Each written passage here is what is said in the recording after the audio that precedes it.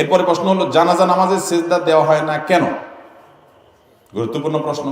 জানাজা নামাজ, এটাতে রুকু আছে, সিজদা আছে, তাহলে কেমন নামাজ এটা?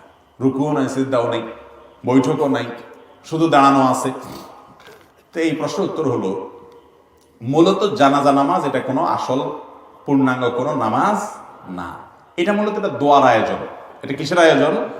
দোয়ার আয়োজন। সেজন্য সেখানে রুকু সিজদা নেই, বৈঠক নাই, এটা গতানুগতিক নামাজ না। এখানে যে সলাত বলা হয়, নামাজ বলা হয়, নামাজ শব্দ, সলাত শব্দের অর্থ মূলত দোয়া। সলাতুল জানাজা মানে মৃত ব্যক্তির জন্য কি? এটা মূলত তার জন্য দোয়ার আয়োজন, সেজন্য দাঁড়িয়ে তার জন্য দোয়া করা হয়।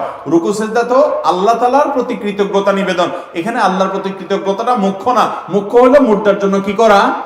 ওই দোয়ার প্রয়োজনে আল্লাহর প্রশংসা করি, আমরা সানা পাঠ করি, আল্লাহর প্রশংসা আমরা সেখানে করি, ফাতিহা পাঠ করি, দুরূদ পাঠ করি, নবীজির প্রতি দুরূদ, যাতে করে দোয়া কবুল হয়।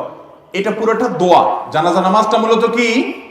এটা কোনো গতানুগতিক নামাজ না, যার কারণে সেখানে রুকু সিজদা